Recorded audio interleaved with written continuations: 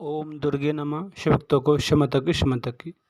जनक जी कह रहे हैं, जिस मनुष्य का धर्म नष्ट हो गया उसका सब कुछ नष्ट हो गया।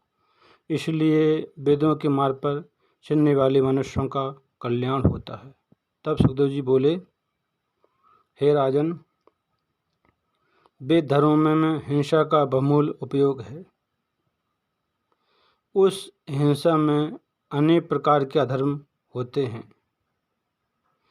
ऐसी दशा में वेद धर्म मुक्तिदायक कैसे हो सकते हैं?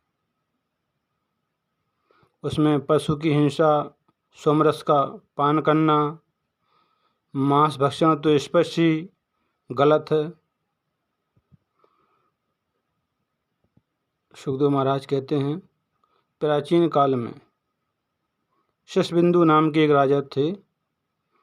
राजा बड़े ही धर्मात्मा, यज्ञपरायण और सत्यवादी थे।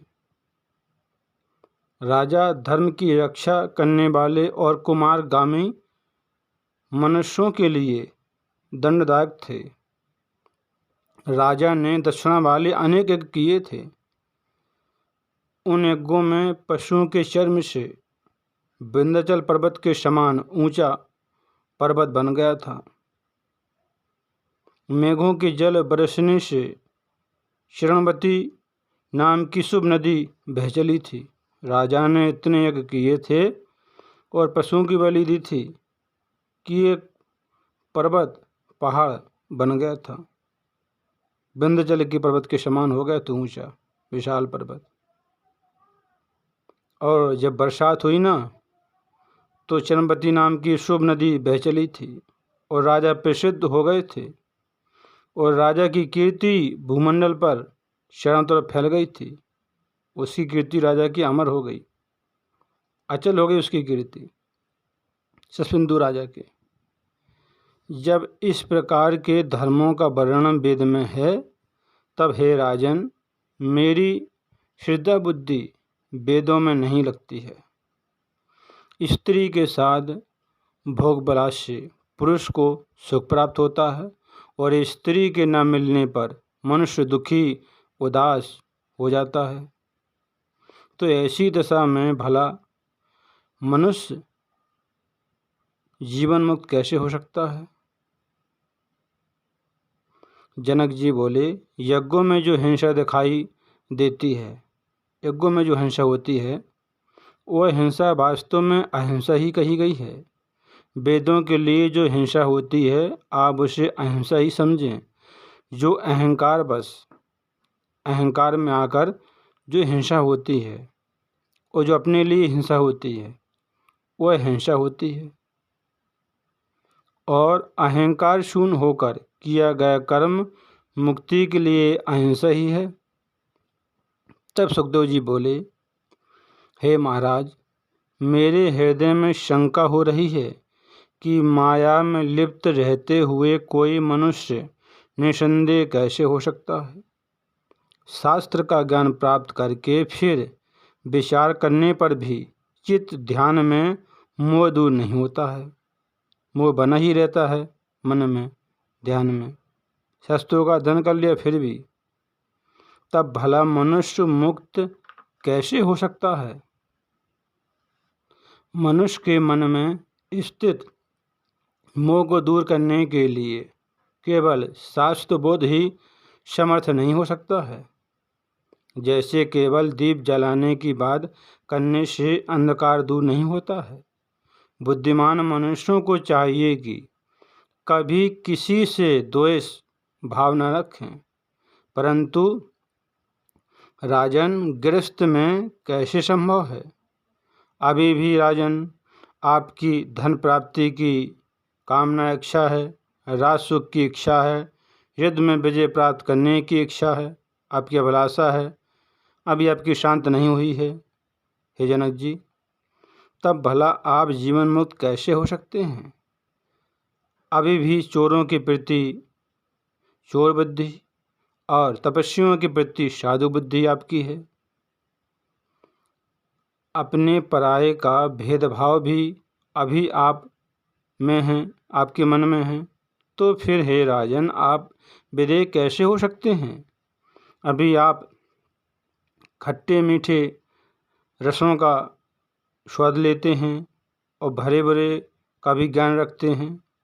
राजन, आपका चित्त शुभ कर्मों में रमता है और अशुभ कर्मों में नहीं रमता है, नहीं लगता है आपका मन अशुभ कर्मों में। हे राजन, घोड़े, रथ, हाथी और पैदल सैनिकों, ये सब मेरे अधीन हैं। ये सब सैनिक मेरे अधीन हैं और मैं इन सब का स्वामी हूँ। ऐसा आप अपने को मानते हैं या नहीं? आप मधुर भोजन को प्रसन्नतापूर्वक खाते हैं और बेकार भोजन को बेमन से खाते हैं। हे राजन, आप माला और सर्प में क्या समान दृष्टि वाले हैं? हे राजन, विमुक्त पुरुष तो वह होता है जो मिट्टी के ढेले और सोने को समान समझता है कि मिट्टी है, सोना बार बराबर है। सब जीवों में एक बुद्धि रखता है और जीव मात पर उपकार करता है। सुखदेव जी बोले, मेरा मन घर स्त्री में कभी नहीं लगता है, इसलिए मैं अकेले ही निसंदेह भाव से विचरण करता रहता हूँ, घूमता रहता हूँ। यही मेरा विचार है। निसंग, ममता रहित और शांत होकर केवल पत्र मूल फल ग्रहण करता हूँ और मैं निर्द्वंद होकर मृग की भांति स्वच्छंद विचरण करता रहता हूँ। हे राजन, गृह, धन और रूपवती स्त्री से मुझ विरक्त चित्त का क्या प्रयोजन है? उससे मेरा क्या काम है? आप अनेक प्रकार की राग द्वेष से युक्त बातें सोचते हैं, फिर भी मैं विमुक्त हूँ ऐसा आप कहते हैं। ऐसा मुझे तो केवल आपका दंभ माया ही जान पड़ती है।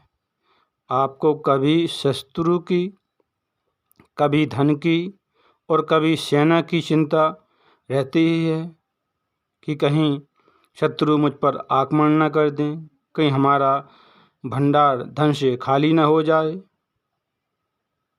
कि हमारी सेना न मारी जाए। आपको चिंता रहती ही है। तब हे राजन, आप निश्चित कहाँ हैं? आपको चिंता रहती है, आप निश्चित निश्चिंत कहाँ हैं? छोटा आहार, अल्पाहार, अटल व्रत वाले जो वैखानस मुनि थे, मुनि इस संसार की माया मोह को जानते हुए भी इस माया के बंधन में बंध गए, इस माया में लीन हो गए। वैखानस मुनि जानते हैं कि संसार माया है, फिर भी इसी माया में लीन हो गए, आसक्त हो गए। हे राजन, आपके वंश में उत्पन्न सभी राजाओं का नाम विदेह हो जाता है। इसमें भी आप धोखा समझिए और दूसरा कुछ नहीं है। जिस प्रकार किसी मूर्ख का नाम विद्याधर रख देते हैं, वो तो मूर्ख है, उसका नाम विद्याधर, उसको विद्या है कहाँ, विद्याधर नाम रख दिया उसका। जन्म से वो अंधा है, उसका नाम दिवाकर रख दिया। वो उसके बाद दर्दगी है, उस मनुष्य का नाम लक्ष्मीधर रख दिया। वो निर्धन है, उसका लक्ष्मीधर नाम रख दिया। ये तो निरर्थक है। उसी प्रकार पूर्व काल में आपके वंश में उत्पन्न जिन जिन राजाओं को मैंने सुना है, वे राजा नाम से ही विदेह प्रसिद्ध हुए हैं, कर्म से प्रसिद्ध नहीं हुए हैं। हे राजन, आपके वंश में पहले जितने राजा हुए हैं, वे सभी राजा सिर्फ नाम के ही विदेह हुए हैं, नाम से फेमस प्रसिद्ध हुए हैं, उनसे कर्म से नहीं, उनका कर्म प्रसिद्ध नहीं हुआ है। सुखदेव जी महाराज जनक जी को कह रहे हैं कि आपके वंश में जितने हुए हैं वो सब नाम के ही राजा फेमस प्रसिद्ध हुए हैं, कोई कर्म से नहीं प्रसिद्ध हुए हैं। बहुत अद्भुत और रोमांचकारी कथा है। कथा देवी भागवत से है। सुखदेव महाराज अपनी शंका को दूर करने के लिए जनकपुरी जनक जी के पास आए हुए हैं और जनक जी से ज्ञान ले रहे हैं। बहुत सुंदर कथा है, रोमांचकारी कथा है। कथा को सुनते रहें, काम करते रहें, मैया का नाम जपते रहें। शक्तों को समता की।